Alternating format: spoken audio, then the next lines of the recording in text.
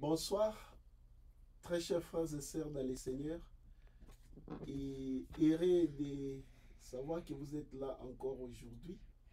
Nous sommes donc le mercredi 11 mai 2022 et nous vous saluons dans le précieux nom de notre Seigneur et Sauveur Jésus-Christ qui nous donne encore le souffle de vie et la possibilité, n'est-ce pas, de nous rencontrer encore ce soir dans notre tranche de chaque mercredi. Nous partageons la parole de Dieu en exhortant, en enseignant et en essayant par la grâce du Seigneur d'éclairer certains points sensibles, n'est-ce pas, de la foi chrétienne. Nous vous bénissons et nous rendons grâce au Seigneur. Prions. Dieu Tout-Puissant, Père de merveilles, merci. Merci infiniment pour cette grâce que tu nous accordes de nous réunir encore autour de ta parole ce soir. Nous bénissons ces instants au nom de Jésus-Christ. Seigneur, accorde-nous par ta grâce la possibilité, ô Dieu de gloire, d'éclairer les frères et sœurs, tes enfants partout où ils sont, ceux qui sont branchés en train de nous suivre maintenant et ceux qui le feront plus tard. Que cette parole soit bénie et qu'elle soit accompagnée de toutes sortes de grâces de ta part pour l'édification de tes enfants au nom de Jésus. Nous avons ainsi prié avec beaucoup d'actions de grâce. Amen. Voilà, bien-aimés, nous bénissons le Seigneur comme nous l'avions dit pour ce soir, pour cette occasion que nous recevons encore pour que nous puissions nous réunir autour de la parole de Dieu.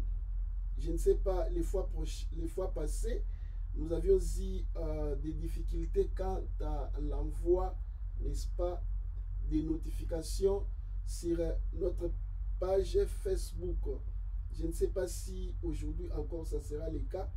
Vérifions et partageons comme nous le faisons d'habitude. Voilà, je n'ai pas reçu encore des notifications. Je ne sais pas ce qui se passe exactement. C'est vraiment kyrie. Nous ne savons pas ce qui se passe. Mais nous bénissons le Seigneur. Et vous qui avez réussi, n'est-ce pas,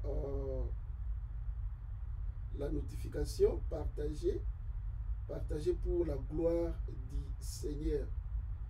Partagez dans vos groupes habituels et que le Seigneur soit glorifié.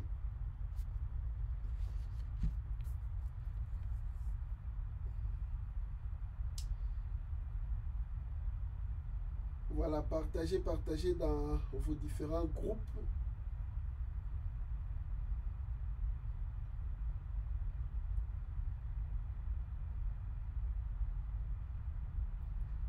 Gloire à Dieu.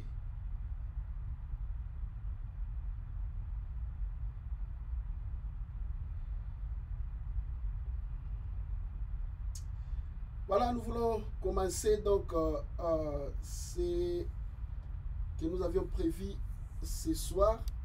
Nous avions parlé d'Isaïe et lorsque on reçoit le Seigneur Jésus-Christ comme son Seigneur et son Sauveur, on acquiert le statut du juste et le statut du juste fait de nous automatiquement des enfants de Dieu.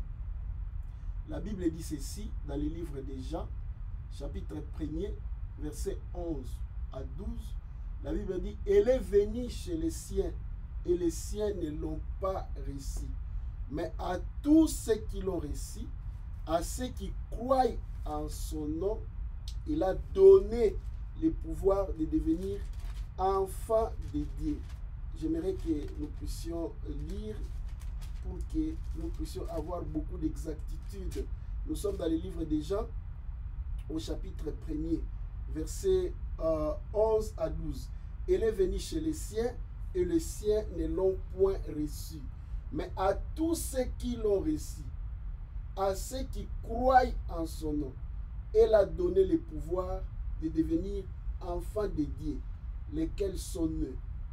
Non, le verset 13, non du sang, ni de la volonté de la chair, ni de la volonté de l'homme, mais de Dieu.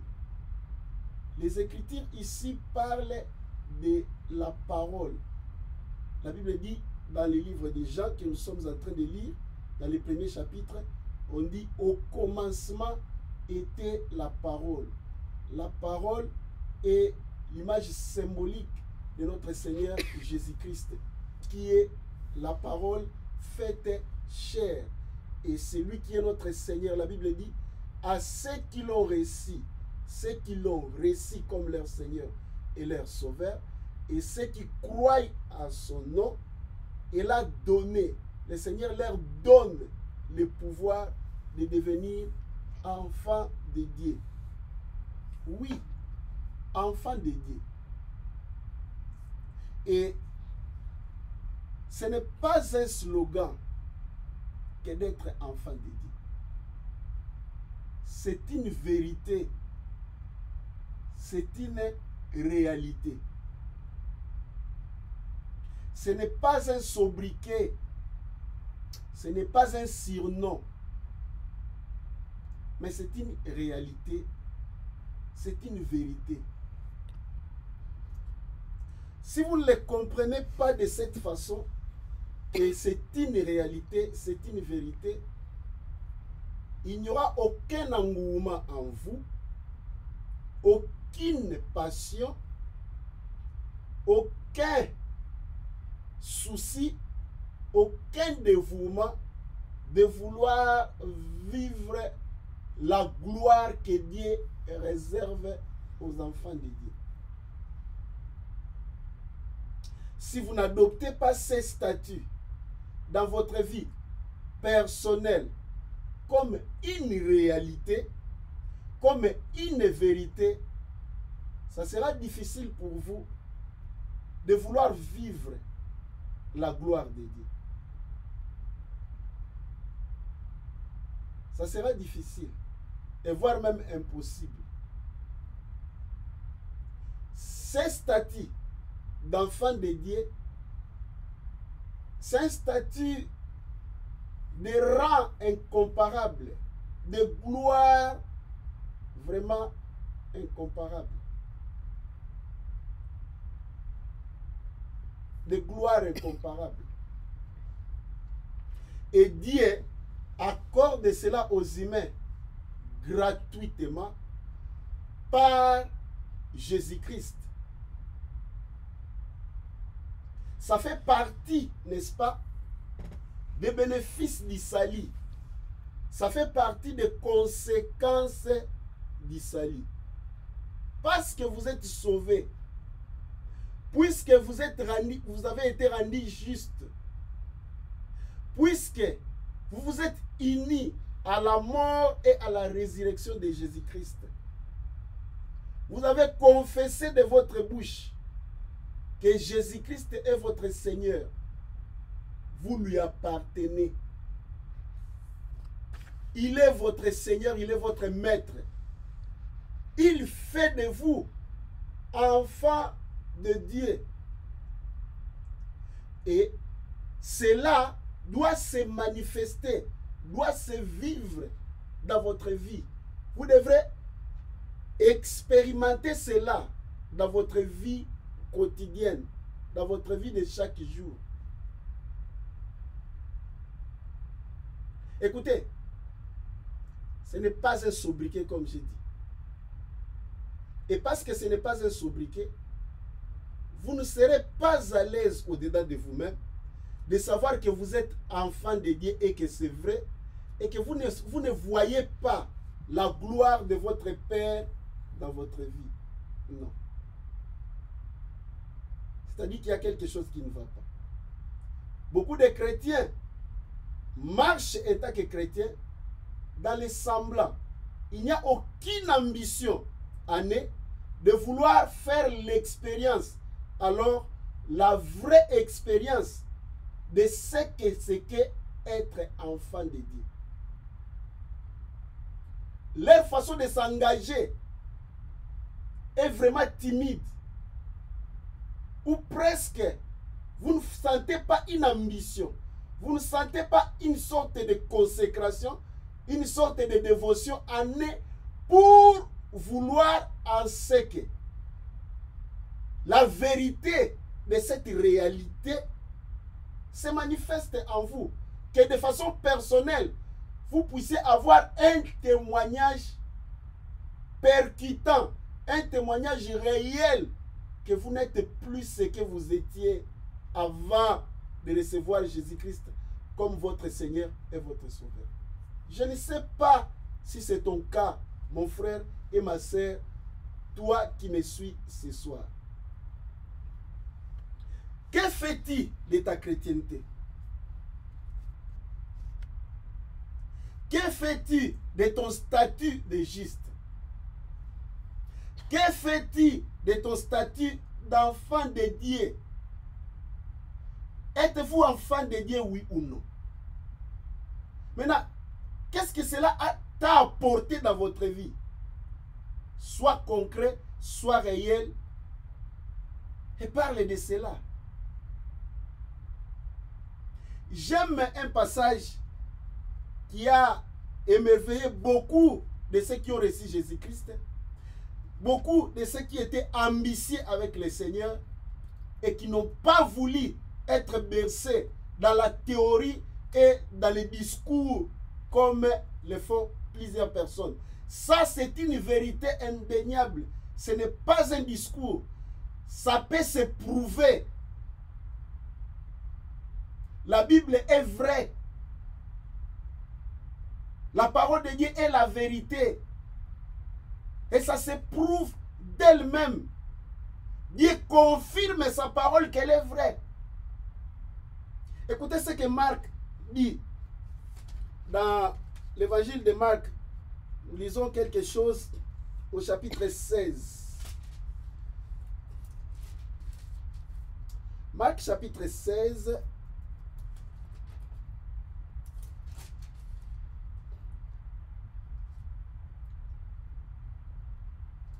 Lisons versets 15 à 16. Puis il leur dit, allez par tout le monde et prêchez la bonne nouvelle à toute la création. Ça, ce sont les dernières paroles du Seigneur Jésus-Christ lorsqu'il est encore sur cette terre. Après s'être ressuscité, il dit les dernières paroles comme un testament qu'il lègue, n'est-ce pas, à ses disciples, aux 11 qui étaient là devant lui. Il leur dit, allez par tout le monde et prêchez la bonne nouvelle à toute la création. La bonne nouvelle, la prédication de la bonne nouvelle, c'est ça, les clés ou la clé, le thème central de la prédication de la bonne nouvelle. Le Seigneur appelle ça bonne nouvelle. On dit bonne nouvelle, ce ne sont pas les hommes qui ont commencé à appeler ça bonne nouvelle. Ce ne sont pas des hommes qui, par souci ou bien par un sentiment religieux, ont qualifié cela de la bonne nouvelle. Non, c'est sorti de la bouche du Seigneur lui-même. Il dit la bonne nouvelle. La bonne nouvelle ne peut que réjouir. La bonne nouvelle ne peut qu'amener de la gaieté, de la satisfaction et du bien-être. La bonne nouvelle n'est bonne que si il réjouit votre vie, si il réjouit votre cœur et si vous en tirez, n'est-ce pas, les bonnes conséquences. Elle doit être bonne parce que le Seigneur lui-même appelle ça la bonne nouvelle. Quelle est la bonne nouvelle? La bonne nouvelle du salut, bien-aimé. La bonne nouvelle que vous pouvez devenir enfant de Dieu. La bonne nouvelle que vos péchés sont pardonnés.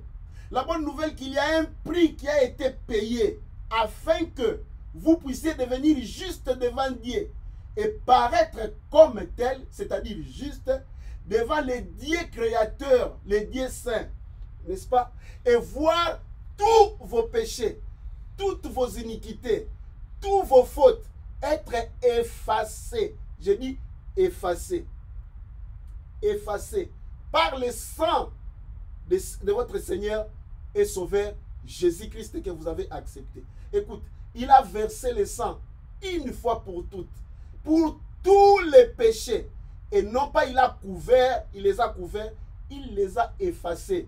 Jean l'a présenté en ces termes, il dit, voici l'agneau de Dieu qui ôte, qui enlève. Et quand on enlève, il n'y en a plus. Il n'y en a plus. Voilà pourquoi vous obtenez, n'est-ce pas, les statuts du juste. C'est une bonne nouvelle. C'est une très bonne nouvelle. Et après avoir accepté Jésus-Christ, qui a payé ce prix-là, qui a pris votre place, qui est mort à la croix en prenant vos péchés, qui a subi les châtiments que nous méritions, les châtiments que tu méritais parce que tu avais péché, le châtiment-là est tombé sur lui. C'est lui que Dieu a puni de mort, car le salaire du péché, c'est la mort. Et quelqu'un qui a pris ta place, il s'est substitué à ta place, il s'est substitué à toi. Il a pris ton identité de pécheur et lui t'a donné son identité de juste. Et tu es maintenant juste. Et il te confère la qualité ou le statut d'enfant de Dieu. C'est une gloire incomparable. Amen.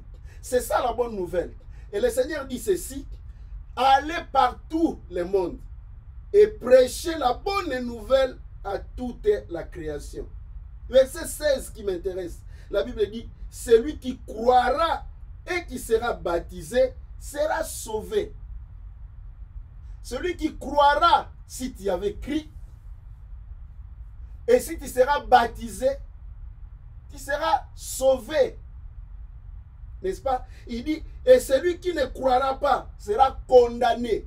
Le verset 17 dit ceci: voici les miracles qui accompagneront ceux qui auront cru. Il y a des signes qui confirment que réellement vous avez reçu le salut, qui affirment que réellement vous appartenez à Dieu, qui affirment que réellement vous avez changé d'identité. Il faut aspirer à ça. Si vous n'aspirez pas à ça, alors je ne sais pas qu'est-ce qui vous réjouit en tant que chrétien. La Bible dit: voici les miracles. Ce n'est pas moi qui le dis. Ce n'est pas une déclaration d'un prophète. C'est le Seigneur lui-même qui dit. Ce n'est pas une déclaration d'un pasteur ou d'un apôtre. Ce n'est pas limité à une catégorie de personnes. La Bible dit: les miracles qui accompagneront tout. Les miracles qui accompagneront ceux qui auront cru. Alléluia. Ceux qui auront cru. Dans ces ceux-là, il y a toi et moi. Ne reste pas tranquille. Il faut avoir suffisamment de preuves, bien-aimés, de ton identité, de ta nouvelle identité. Lorsque tu verras ces preuves-là dans ta vie, tu ne seras plus le même. Tu ne seras plus le même. Ma soeur, tu ne seras plus la même. Tu vas être convaincu que réellement quelque chose s'est passé en toi. Tu vas être convaincu que réellement tu es devenu une autre personne. Et personne ne peut arracher cette valeur-là en toi. Tu ne seras plus le même. Ta vision du monde sera changée. Aujourd'hui, beaucoup de ceux qui ont cru en Jésus-Christ ne manifestent pas ces signes et ils ne s'en inquiètent pas. La parole de Dieu ne s'accomplisse pas dans leur vie et ils sont tranquilles. Ils ne cherchent pas Dieu. Ils ne cherchent pas à bouger les prédicateurs. Ils ne cherchent pas à bouger leurs pasteurs. Ils ne cherchent pas à bouger, n'est-ce pas, le Dieu qui les a sauvés pour avoir suffisamment de preuves de leur salut. Comment? Tu as acquis un statut nouveau et tu ne vois aucun changement. Tu ne vois aucune différence. On dirait, avant que tu acceptes Jésus-Christ et après que tu aies accepté Jésus-Christ, tu es toujours la même. Il doit y avoir quelque chose qui doit se passer en toi. Les preuves doivent être là pour confirmer que ton salut était réel. Et ces preuves-là transformeront ta vie, transformeront ta conception des choses, transformeront ta mentalité. Tu seras fier, bien-aimé, d'être chrétien.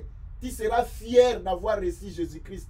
Et cette fierté-là, personne ne peut te les ravir. C'est cette fierté-là qui déterminera ta consécration. C'est cette fierté-là qui déterminera le reste de ton parcours dans ta vie chrétienne. Que Dieu vous bénisse.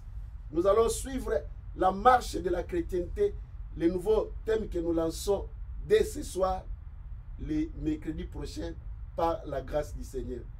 Pensez à cela si vous êtes réellement chrétien, si vous avez été réellement sauvé, et que le Seigneur vous bénisse.